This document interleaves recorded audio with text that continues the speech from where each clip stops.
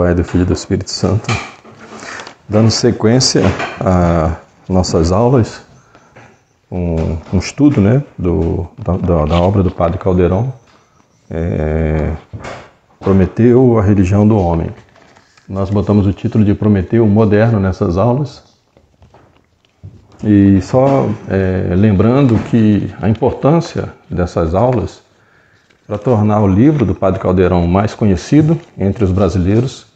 Ela foi recentemente traduzida, essa obra, e como é uma leitura um tanto quanto, tem um fundo teológico, né, muito forte, mas ela não é direcionada para teólogos. Então o Padre Calderon tentou fazer dentro daquilo que é possível, para um teólogo, né, tornar a leitura mais acessível para o leitor comum, mas ainda assim há uma certa dificuldade para a pessoa que não tem, né, os pré-requisitos para a compreensão de um tema tão complicado como essa questão do humanismo, e como é que essa doutrina humanista penetrou no concílio penetrou pelo concílio na Igreja Católica através de uma teologia, a Nouvelle Teologia, que já havia sido condenada antes pelo magistério da Igreja, pelo Papa Pio XII. Então a ideia dessa aula aqui é fazer com que as pessoas compreendam, tornar mais claro, né, essa leitura do Padre Calderon. Então nessa quarta aula nós vamos tratar da falsa autoridade moderna. Esse é um ponto muito importante para a gente entender a questão de autoridade, o que é verdadeira autoridade e por que é que, de certa forma, né, a Igreja Conciliar, ela aderindo aos erros modernos, ela consequentemente adere também à falsa noção de autoridade do mundo moderno. Então eu começo fazendo a conclusão da aula anterior, citando o Padre Calderon, na sua própria conclusão do capítulo, né, que tratou dessa inversão que nós vimos nas aulas anteriores.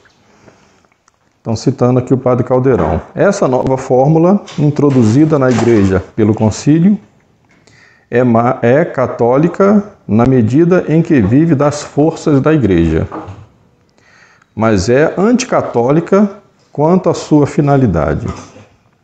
Então ela é católica na medida em que ela vive das forças da Igreja, mas quanto à finalidade ela é anticatólica. Nós vimos que para esse novo humanismo se manter vivo, era necessário que se mantivesse vivo no âmbito católico.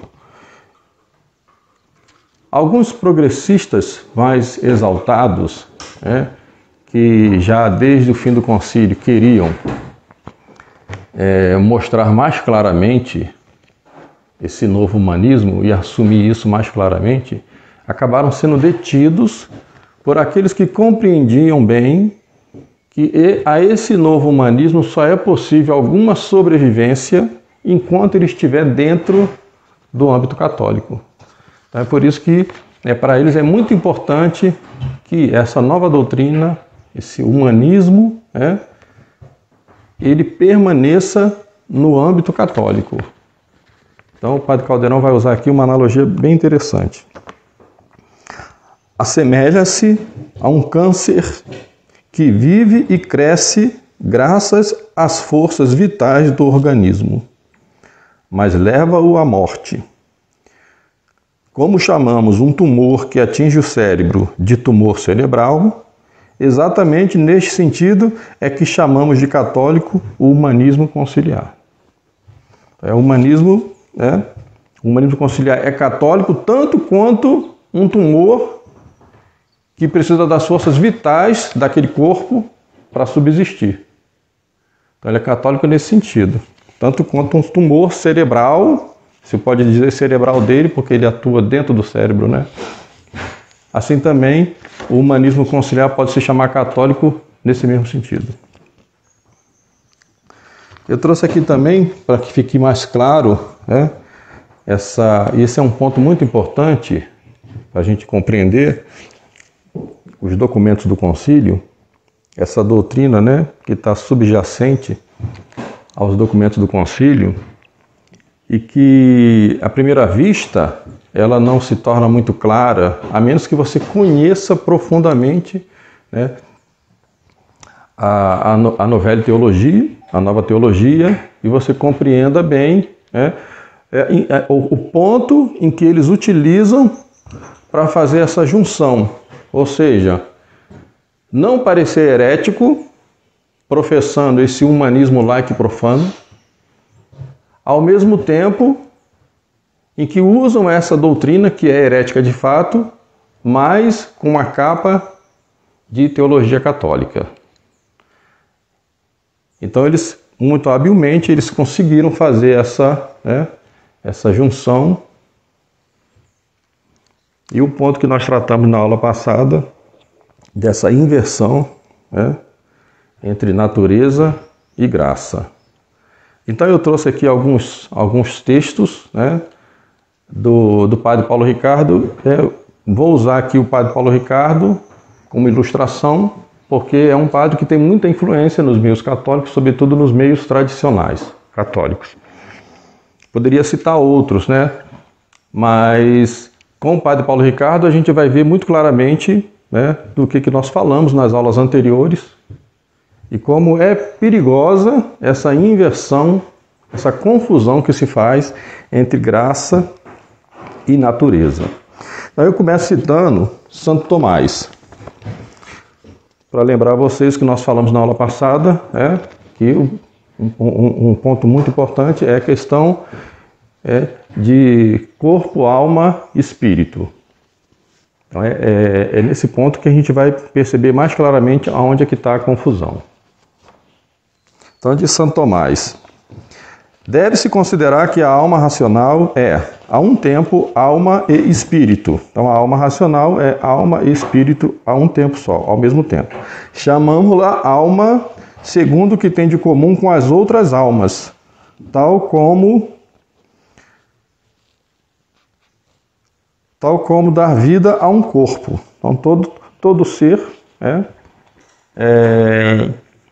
corpóreo possui uma alma, e essa alma, nesse sentido, é aquilo que dá vida ao corpo, né? Ânima. Dá vida, anima o corpo. Então, por isso chamamos alma, né? Por isso, diz no Gênesis, tornou-se uma alma vivente, isto é, que dá vida a um corpo. Mas chamamos-la espírito, segundo o que tem como próprio, ou seja, a alma racional, ela pode ser chamada também de espírito, excluindo o outro sentido que nós damos para a alma, como aquilo que dá a vida. Mas ela também pode ser chamada de espírito, a alma racional. Segundo o que tem como próprio, com exclusão das outras almas. Possuir uma potência intelectiva e material. Então, a alma racional é espírito porque tem essa potência intelectiva e material. Isso é o que caracteriza pessoa. Agora vamos ver aonde que os modernistas vão fazer essa confusão. Então isso aqui foi tirado foi feita uma transcrição de um curso de teologia do Padre Paulo Ricardo. Aula 6, Antropologia e Escatologia, né? Coleção Teologia das Fontes. Uma coisa importante na novela Teologia é que ele chama de Teologia das Fontes. Eles têm geralmente uma aversão a Santo Tomás, geralmente eles têm uma aversão à escolástica, então eles vão recuar no tempo, até a época dos primeiros padres, onde ele vai dizer que é ali que está a verdadeira teologia, que ele chama de Teologia das Fontes. Então eles vão dizer que depois de Constantino, é aquela tese de sempre, do arqueologismo condenado por São Pio X. Dizer que a partir de Constantino formou-se uma igreja constantiniana, poderosa, faustosa, e aí então perdeu-se a essência dos primeiros séculos, a essência teológica dos primeiros séculos. Então aqui, Padre Paulo Ricardo. quando ele vai falar sobre corpo, alma e espírito. A verdade sobre o homem é un interiore homini habitat veritas. No homem interior habita a verdade, como diz Agostinho. Se nós pudéssemos montar um esquema básico de São Paulo, na primeira carta aos Tessalonicenses, quando ele diz que nós somos corpo, alma e espírito, Santo Tomás já explicou, né? Eu creio que vocês não ficaram com dúvida, porque a explicação de Santo Tomás sobre corpo, alma e espírito é bastante clara. Esse esquema tripartido, corpo, alma e espírito, muitas vezes não é compreendido pelas pessoas, porque nós estamos acostumados com a filosofia grega clássica, segundo a qual o homem é apenas o corpo e alma. De onde vem essa história de espírito? O que é esse espírito? O espírito, ele faz uma distinção. Primeiro, o espírito com E minúsculo é aquela parte da alma, se é que podemos dividir a alma em partes, em que o espírito com E maiúsculo habita. Então tem lá o espírito com E minúsculo, que é uma parte da alma, e nessa parte da alma habita um outro espírito com E maiúsculo. Olha a confusão. Segundo Santo Agostinho, existe no homem algo interior que é mais interior que seu próprio íntimo. Eles também fazem muito isso, né? Pegam as citações dos santos fora do contexto para aplicar a essa interpretação que eles dão. Ele usa, Santo Agostinho, a expressão interior íntimo meu. A palavra interior em latim não é o mesmo que interior em português. É preciso recorrer a um pouco de gramática para entender essa expressão de Agostinho. Existem, que é a explicação do padre Paulo Ricardo, existem os graus dos adjetivos. Por exemplo, já algo que é belo, mais belo e belíssimo. São os 3 graus: normal, comparativo e superlativo. A palavra intus, em latim, significa dentro, interior. Significa mais dentro. E íntimos seria o dentríssimo. Então, continuando o padre Paulo Ricardo, Deus está no interior, ou seja, mais dentro do que o meu íntimos, do que o meu dentríssimo. Imagine o centro de sua alma e aquilo que há mais de interior nela. Deus está mais dentro ainda, em um lugar onde eu sou tão eu que já não sou mais eu. É onde, no dizer de São Paulo, não eu, mas é Cristo que vive em mim. O Espírito está no núcleo do ser humano, no núcleo, o Espírito com E maiúsculo. No núcleo de nossa alma, no centro de nossa alma.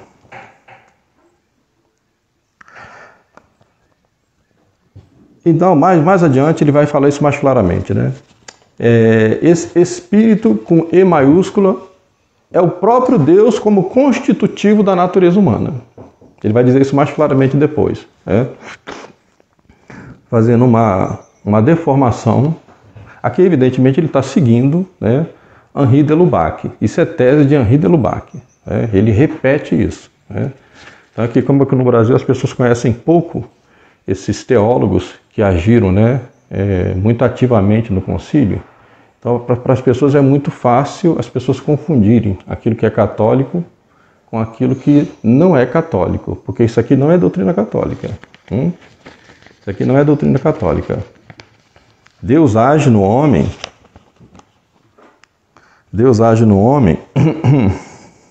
está presente na criatura como causa presente no efeito. Para dar um exemplo para ficar isso mais claro, né? Para dizer o seguinte, né? Substancialmente, Deus não está no homem, porque se Deus estivesse substancialmente no homem, o homem seria Deus. Né? Somente o nosso Senhor Jesus Cristo continha a substância de Deus. Né? O homem não. Deus está no homem de uma maneira anterior à própria alma do homem, porque Deus é o ser. E esse ser é que dá o ser às outras criaturas, a todas as criaturas. Então, uma analogia interessante para a gente entender isso é, por exemplo, a água a água no recipiente colocada ao fogo. Imaginemos que essa água somos nós. E esse fogo é Deus. O que acontece com essa água no recipiente colocada no fogo? O fogo vai aquecer essa água, Então ele vai agir na água, sem ele se tornar água, e sem que a água se torne ele. Mas essa ação é a graça que Deus influi sobre nós. É dessa maneira que Deus está em nós. Não substancialmente. Não como um espírito. Continuando, Padre Paulo Ricardo, para que as coisas fiquem mais claras. Santa Teresa d'Ávila fala do centro da alma, fala do olho da alma, aquela parte íntima de nós mesmos. É ali que está Deus. Esta parte íntima nós chamamos de espírito com E minúsculo, porque é a morada do espírito com E maiúsculo. Isso quer dizer que Deus faz parte do homem. Aqui ele fala, muito claramente. Deus é constitutivo do ser humano. É importante ressaltar que dentro do ser humano, enquanto tal, já está Deus. Ele está em todos os seres humanos, mas de forma especialíssima no cristão, porque quando Deus criou o homem, mesmo o pagão, tinha que o criar capax Dei, capaz de Deus. Isso vai ser importante para ajudar a gente a entender lá na frente depois, porque esse artifício aqui muito bem elaborado, é que vai justificar depois o ecumenismo. E é que vai justificar depois o subsisting, quando você vai, aquela constituição que fala sobre a igreja, e vai dizer que a igreja de Cristo subsiste na igreja católica. Ora, se todos os homens, dentro de todos os homens existe o Deus, existe esse espírito com E maiúsculo, que é onde Deus habita no homem, Ora, então a própria natureza do homem, na própria natureza do homem já existe esse sobrenatural. Olha a confusão. Se é natural, como pode ter sobrenatural? Então esse sobrenatural, que é esse Deus com E maiúsculo, já está na natureza do homem, portanto, é uma necessidade da própria natureza do homem. É inerente à natureza do homem.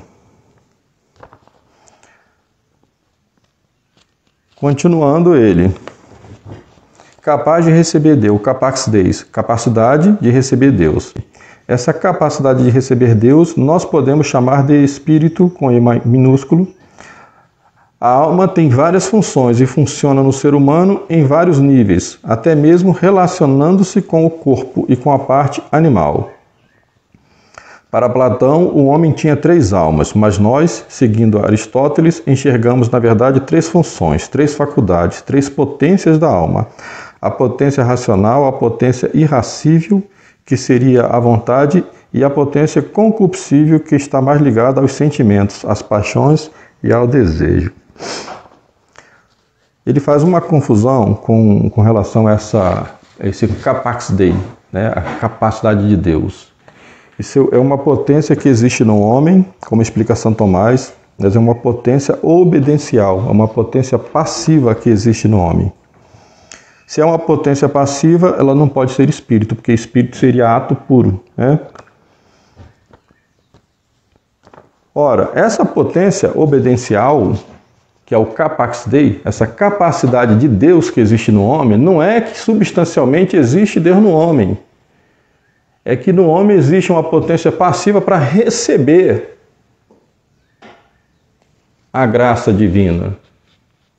E essa graça divina o homem recebe pelo batismo. Ela não está presente em todos os homens. Porque se ela estivesse presente em todos os homens, que necessidade haveria do batismo? E é por isso que eles vão então dizer que todas as religiões têm fundos de verdade e de santificação. São chamados elemento eclésia. Todas as religiões salvam. Isso é errado, porque a capacidade de Deus que há no homem é uma potência obedencial que o homem recebe pelo batismo.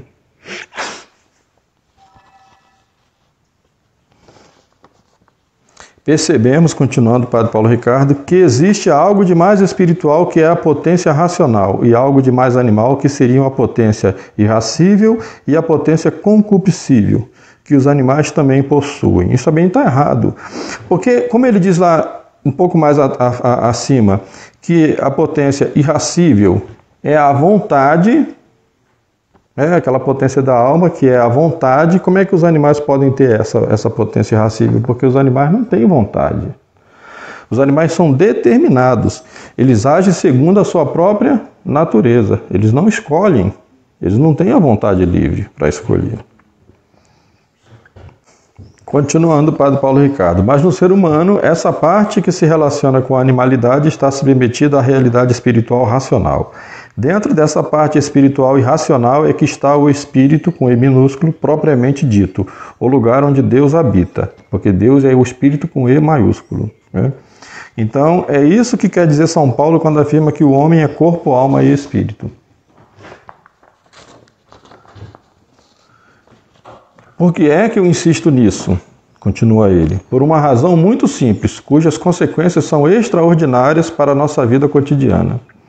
Eu insisto nesse ponto porque não existe natureza pura.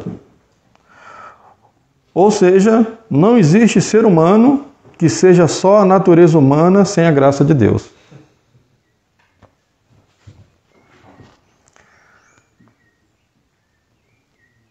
Por que então São Paulo fala de corpo, alma e espírito?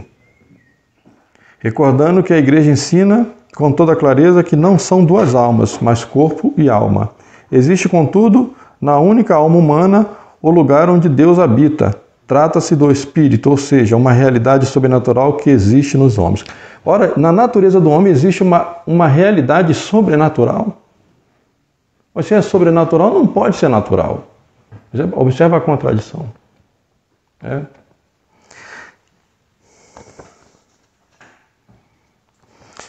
Aqui fica mais grave.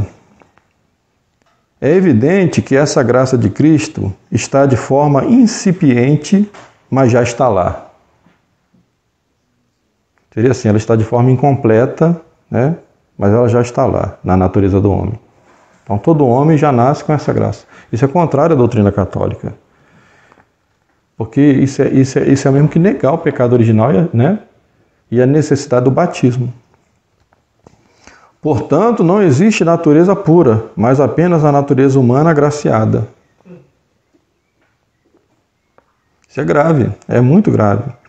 A natureza humana agraciada voltada para Cristo. Isso quer dizer que os budistas, os shintoístas, os animistas da África, etc., todos têm a graça de Cristo. Todos foram criados por Deus para um dia receber a pregação do Evangelho. Isso aqui está plenamente de acordo com a Fratelli Tutti do Papa Francisco. Para a gente ver como o Papa Francisco não inventa nada, ele segue o concílio. Para a gente ver erro no Papa Francisco, a gente tem que entender o que foi o concílio. Se a gente vê erro no Papa Francisco e defende o concílio, o errado somos nós. Porque o Papa Francisco repete o concílio, como aqui diz o Padre Paulo Ricardo.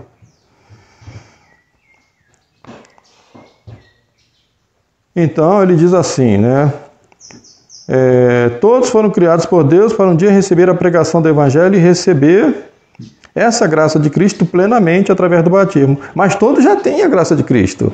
Ela vai se dar mais plenamente com o batismo. Por isso é que todas as religiões, como diz lá, o Concílio Vaticano II tem elementos de santificação de verdade. Porque no próprio homem, na própria natureza do homem, já está a graça santificante. E se você pegar o Catecismo Novo, você vai ver isso várias vezes, a repetição disso várias vezes. Então isso aqui vai favorecer o movimento ecumênico, universal, para essa religião universal, que nós estamos vendo muito claramente hoje, né? Sob o pontificado do Papa Francisco.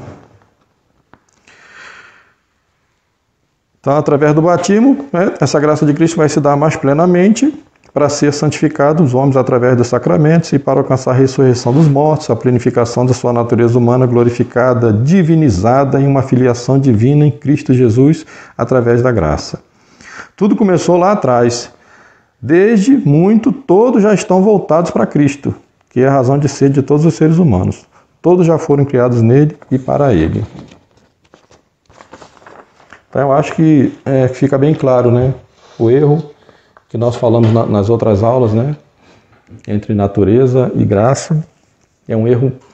O artifício do concílio é exatamente esse. É exaltar o homem seguindo o humanismo moderno, profano, laico, ateu, sem deixar de recorrer aos dogmas católicos. Vamos tentar achar uma fórmula que concilie uma coisa com a outra. Quem vai encontrar essa fórmula são esses novos teólogos. E vão disfarçar, né, essa doutrina herética, gnóstica, porque vê no homem uma divindade, né? Existe na própria natureza do homem a substância de Deus, então todo homem é um Deus.